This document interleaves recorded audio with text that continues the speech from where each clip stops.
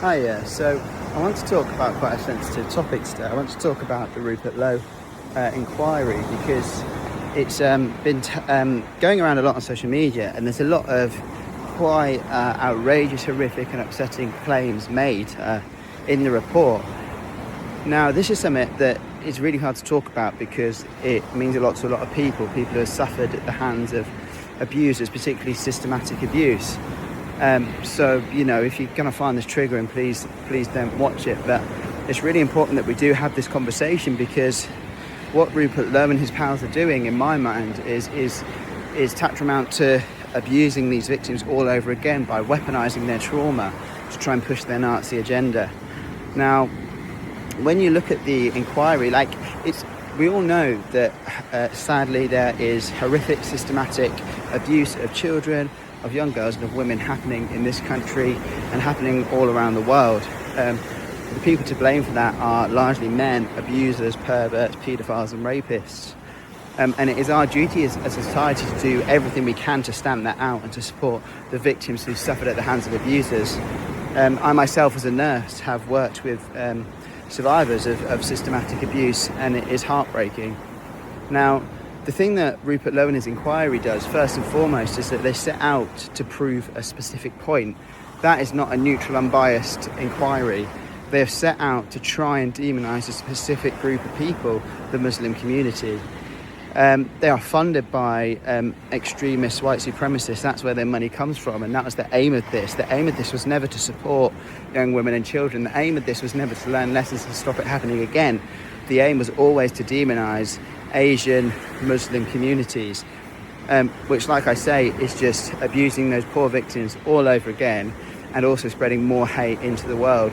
It actually makes me sick, to be honest. Now, when you look at the methodology of the inquiry, they have ignored so many data sets.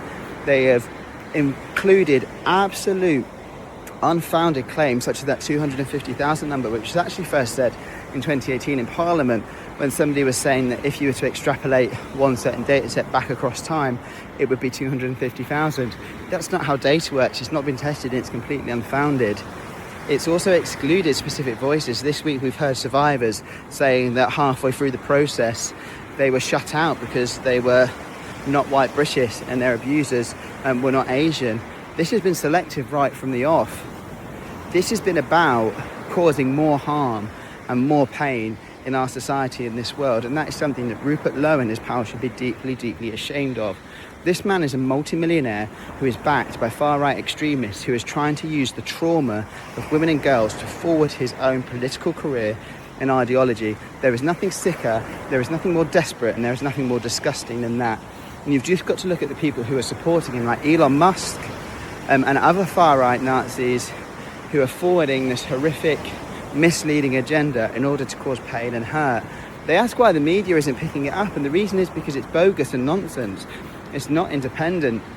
It has no scientific rigour in its methodology, and its conclusions are abstract, they're arbitrary, they are unsubstantiated, and quite frankly they're insulting, and I think they're as insulting to the victims of abuse as they are to the Muslim community. So I would urge you all to actually look behind the inquiry at what lies there. Look at where the money comes from, listen to the voices that have been excluded, look at the actual data. So we know in Britain 88% of sexual offences are committed by white British men, despite only 83% of men being white British. So you are much more likely to be abused by a white British man, not only because there are more white British men, but actually statistically speaking as well, white British men are more likely to be perpetrators. So why is Rupert Lowe not focusing on that? Why are they not focusing on the scores of victims of domestic violence and sexual abuse that happens in the homes of families?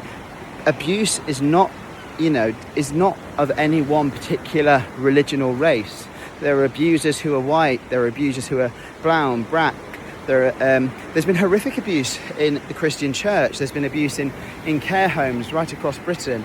There's been abuse from every level of society, and that is something we must do our utmost to stamp out. But I just I couldn't just sit by and allow this awful narrative to go unchallenged, because it's really important that we call it out. And I think it's also really important that we shout out and just show our support to the victims of abuse, those that have been heard and those that have been ignored. I remember at a Unite the Kingdom rally, not this one, the last one, there was the survivor talking about her abuse on stage, and she mentioned that her abuser was white, and they pulled her off away from the mic. These grown men pulled her away. And it just goes to show they don't care about her abuse. They don't care about her story. They don't care about that. They care about racism, and that's it.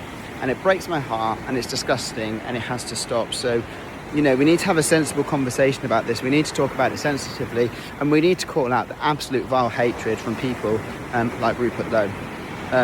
Please take care of yourselves, and if this has been a tricky topic for you, please do reach out to help and support should you need it. Take care.